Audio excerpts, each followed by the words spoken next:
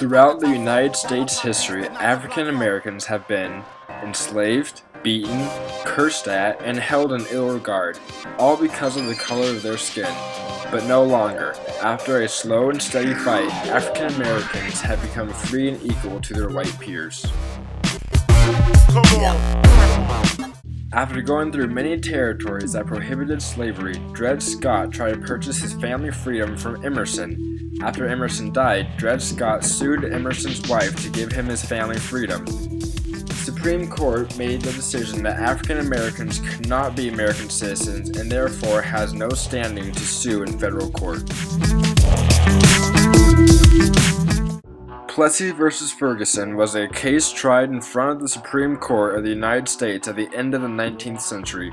It established the concept of separate but equal based on race. In 1892, Homer Plessy, a fair-skinned African-American man, boarded a whites-only railroad car in protest of the Louisiana Separate Car Act. He was promptly arrested, refusing to move. After multiple cases in New Orleans district courts of the Louisiana state courts, the case moved to the U.S. Supreme Court.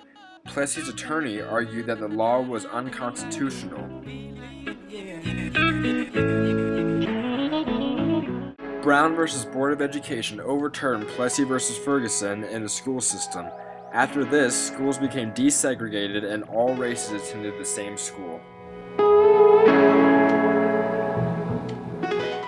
On the night of February 18th, local police attacked the non-violent demonstrators on the march, resulting in the death of Jimmy Jackson.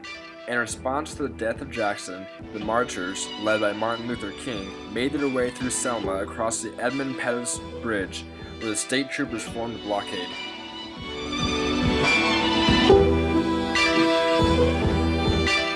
After the attack on the marchers crossing the bridge, the President and Congress were persuaded to overcome Southern resistance to effecting voting rights for the blacks. President Johnson issued a call for a strong voting right law and soon led to the passing of Voting Rights Act. The 24th Amendment outlawed the poll tax as a voting requirement in federal elections. Prior to the passing of the amendment, Congress has been trying to abolish the poll tax since 1939. Congress argued that a constitutional amendment was needed to eliminate it altogether.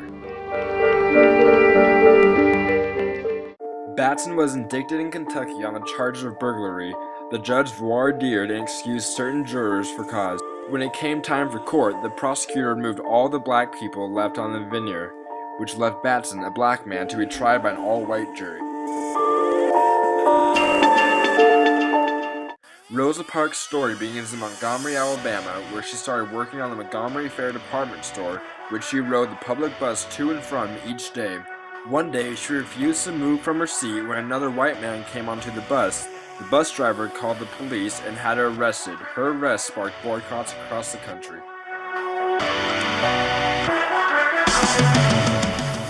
Martin Luther King Jr. was born on January 15, 1929 in a small home in Atlanta, Georgia.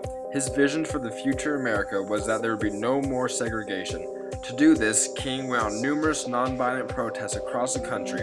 Perhaps the most famous was the March on Washington in 1963, where he made his famous "I Have a Dream" speech. I favor the Civil Rights Act of 1964, and it must be enforced at gunpoint if necessary.